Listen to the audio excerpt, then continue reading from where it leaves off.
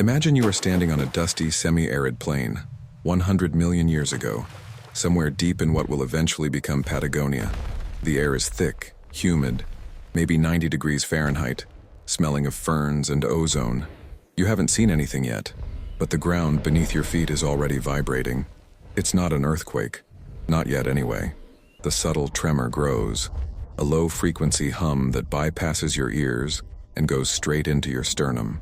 The water in a nearby puddle starts to ripple, breaking the perfect reflection of the Cretaceous sky. You wait, terrified, because whatever is coming is so impossibly heavy that the sheer weight of its steps is propagating through the bedrock miles away. And then, finally, through the heat haze, you see it. It's not just a dinosaur. It is an absolute unit of biological engineering, a colossal skyscraper of bone and muscle, moving with a ponderous, inevitable grace. This is the Titanosaur, specifically the Patagonian giants, creatures like Patagotitan majorum, the apex of herbivore gigantism, so massive that they fundamentally altered the landscape simply by existing. This is the lost world, and today we are talking about why these gentle giants were, from a purely biomechanical standpoint, maybe the most terrifyingly effective creatures to ever evolve. Because for the rest of the world, when these guys walked, the world itself had to adapt. The Dino normie thinks of Tyrannosaurus rex when they hear the word dinosaur. T-Rex was, admittedly, nightmare fuel for anything smaller than a Honda Civic. But T-Rex was a heavyweight boxer. Patagotitan? Patagotitan was a floating aircraft carrier made of beef. The sheer scale is what breaks the human brain. Patagotitan majorum, discovered famously in the Chubut province of Argentina, stretched over 120 feet long.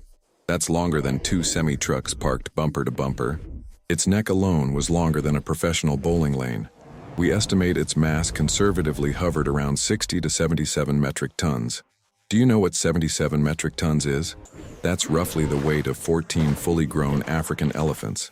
It's the weight of the main battle tank used by the US military. It is unequivocally too heavy, and yet here it was, thriving in the mid-Cretaceous, an epoch spanning roughly 100 to 66 million years ago. The discovery itself is a spectacular story of luck and incredible diligence. In 2011, a ranch hand named Aurelio Hernandez stumbled upon the gigantic bones poking out of the arid scrubland of the La Flecha farm. These bones weren't just big, they were ridiculously big, shattered but recognizably dinosaurian.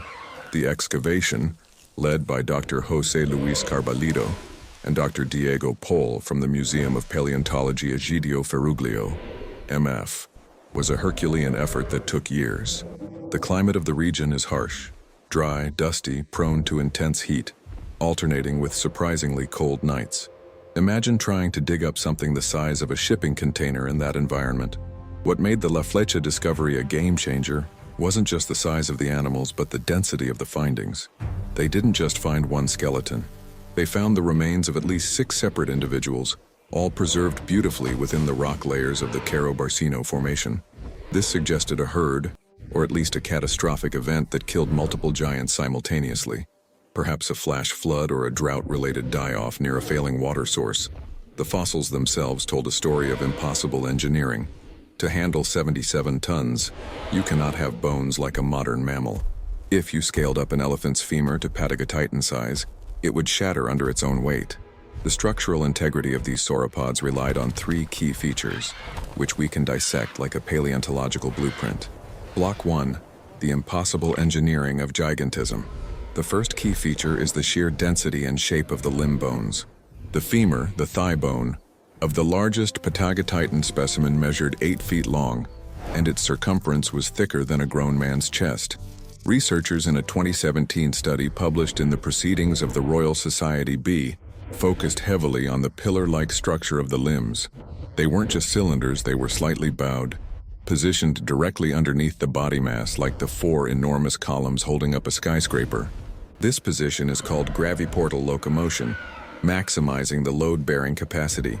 Secondly, and far more bizarrely, was the weight-saving technology hidden in the backbone, pneumaticity. Most dino normies think pneumaticity means lungs, but for sauropods, it meant air sacs within the vertebrae. These massive, multi-ton animals needed to be lighter than they looked, especially in the neck and tail. Think of the bones as being honeycomb structures, riddled with internal air spaces called pleurocoels. These air sacs, which were extensions of the respiratory system, drastically reduced the density of the massive cervical and dorsal vertebrae. Without this built-in weight loss plan, the animal would have been too heavy to even lift its own head off the ground, effectively making it roadkill before it even took its first step. The spine wasn't just lightened, it was reinforced with a complex system of interconnecting tendons and ligaments that acted like internal suspension cables, distributing the enormous forces generated by walking. Every step these animals took transferred tens of thousands of pounds of force into the ground. Researchers have modeled the impact velocity. Imagine dropping a fully loaded dump truck from a height of 3 feet, multiple times per minute for decades. That is the life of a Patagotitan limb. And this brings us back to the original premise, the tremor. Studies on ancient trackways, fossilized footprints across Patagonia and elsewhere, provide direct evidence of their gait and impact. The prints are enormous, naturally, sometimes 6 feet across, but the surrounding deformation of the sediment, sometimes extending several feet deep, proves the sheer pressure exerted. When a herd of these behemoths moved, they weren't just walking, they were seismically active. For any smaller animal, a short king ornithischian, or a smaller predator like a carnotaur, the detection system was pure physics. You didn't need to see the hunter. You just needed to feel the vibrations that preceded the hunter's arrival by minutes. This vibrational presence served two purposes. First, warning smaller prey to scatter, if they were lucky. Second, and perhaps more importantly, acting as an auditory and territorial signal to other titans. Imagine two Patagonitans converging on the same watering hole. They weren't roaring. They were announcing their presence through the lithosphere itself. It was the ultimate do not approach sign, vibrating the entire ecosystem. Block 2. The Great Greys and the Cretaceous Cauldron. How do you feed an animal that weighs 77 tons? The answer is, constantly and with extreme efficiency. Patagotitan and its Loncosaur cousins, like Argentinosaurus or Notocolossus, lived during a golden age for plant life, though it was still a tough environment. The late Cretaceous Patagonian ecosystem was not the lush jungle landscape often depicted in Hollywood. It was often semi-arid, marked by dramatic wet and dry seasons, but with patches of dense riparian forest along river systems. Crucially, this period saw the rise of angiosperms, flowering plants. While they weren't the main caloric staple for the largest giants, they added nutritional diversity. The primary diet consisted of vast amounts of low-quality, high-volume roughage, cycads, conifers, especially araucaria-type trees, which are tough and woody, and ferns. A 2020 study focusing on metabolic needs calculated that a single 70-ton sauropod needed to consume around 100,000 to 140,000 calories per day, depending on its specific metabolism, whether it was fully endothermic or mesothermic, a major ongoing debate. To translate that into biomass, we're talking about eating multiple refrigerators worth of vegetation every single day. Conservatively, 1,000 to 2,000 pounds of greens daily. They didn't chew. Titanosaurs had evolved dental batteries optimized for stripping, not mastication. Their peg-like pencil teeth were designed to rake leaves and needles off branches, which were then swallowed whole. The heavy lifting of digestion was outsourced to the massive gut cavity, probably employing gastroliths, stomach stones, to grind the tough fiber, essentially acting as an internal biological blender. Their enormous neck was the ultimate foraging tool. It wasn't just for reaching high canopy. It allowed them to stand mostly still, saving precious calories, and simply sweep their head across a vast arc of territory, clear-cutting everything in a half-acre swath without moving their massive body. This meant they were incredibly efficient at strip mining the environment for fuel. The ecological impact of this great graze is almost impossible to overstate. Patagotitan herds were natural landscape engineers. They flattened forests, cleared brush, and maintained open savanna areas. They were the biggest natural lawnmowers in Earth's history. They fundamentally changed erosion patterns, nutrient cycles, and light availability for smaller flora. When a herd moved through, it was not unlike a mild ecological disaster, albeit one that the ecosystem was constantly adjusting to. This constant consumption required constant movement.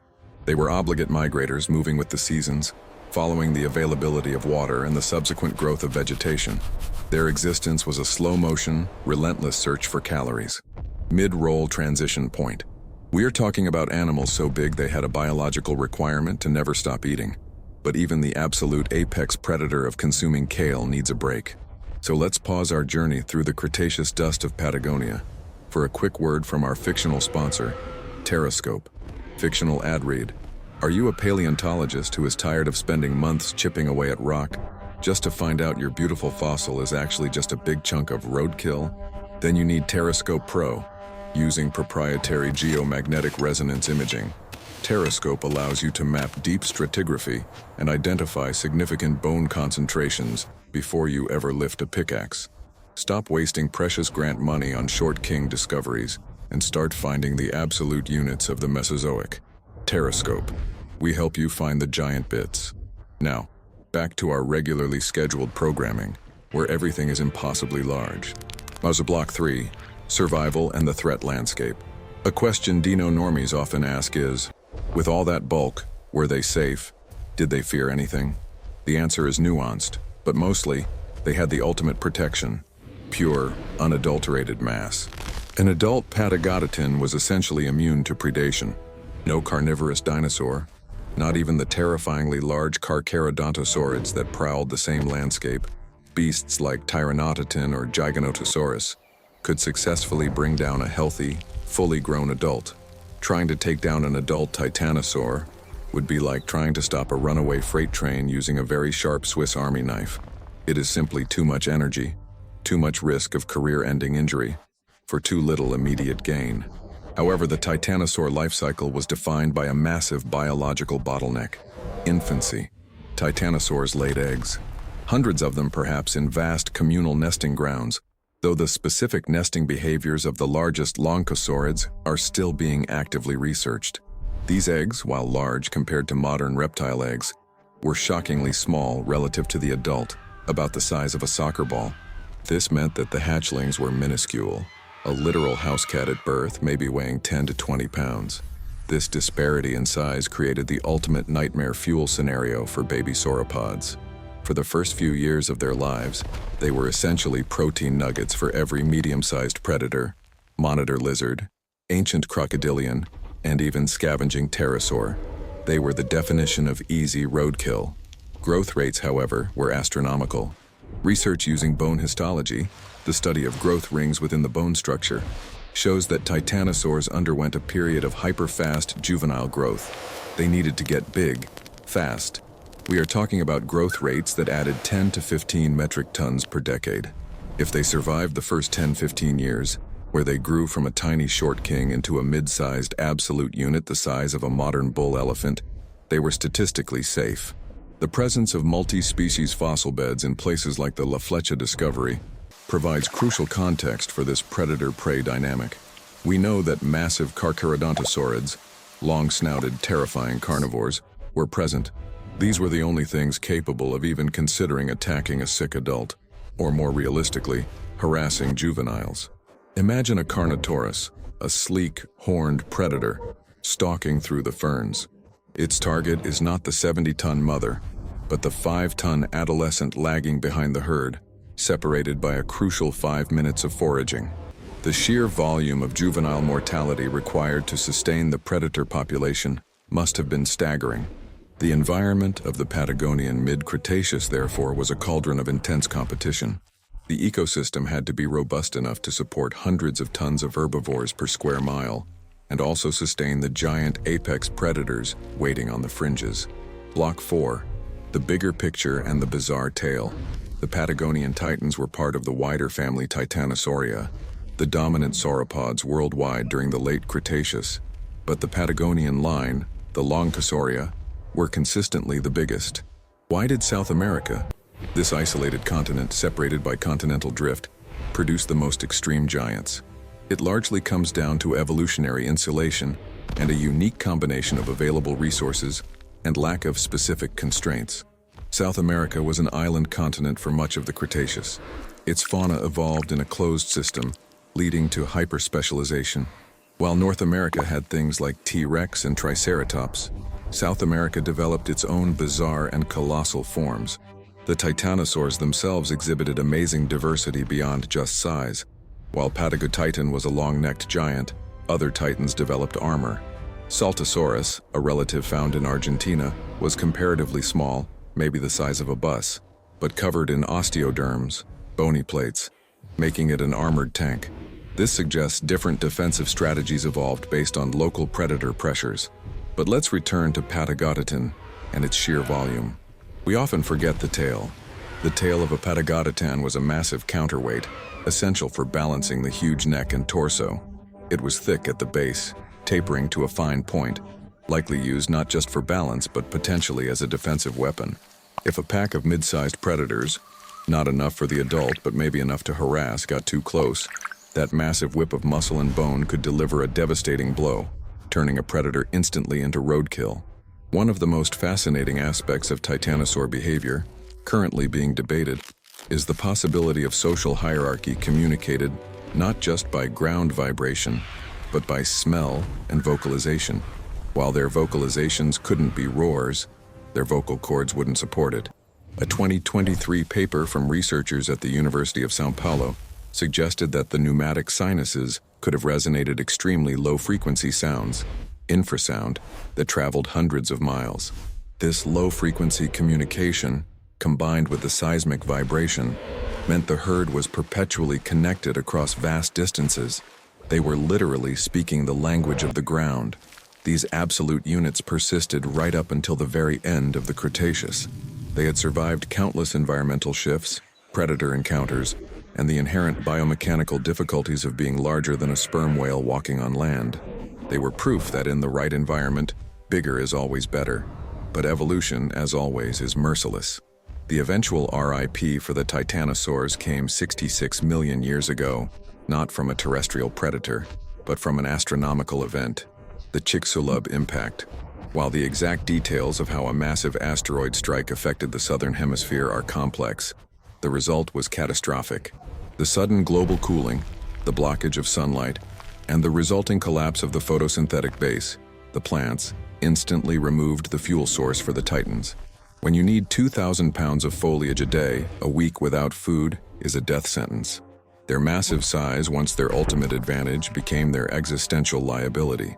The smaller, faster reproducing animals that ate seeds, insects, or detritus were better suited to survive the immediate aftermath. The giants starved. The gentle ground shakers of Patagonia, the massive towers of life that had ruled for tens of millions of years, fell silent. The fossils we find today, the massive humerus, the dinner plate-sized vertebrae, the colossal footprint trackways, are not just bones. They are the echoes of a world where gravity seemed optional, where 77 tons was just a regular Tuesday, and where the approach of life was heralded by the tremor of the Earth itself. It is a beautiful, terrifying reminder that life, when given enough time and enough resources on an isolated continent, will always push the boundaries of what is mechanically possible, creating creatures that should not exist, but did. They were the largest animals to ever walk the surface of the planet, and their shadow still stretches across the dusty Patagonian landscape. Thanks for watching, and until next time, on The Lost World.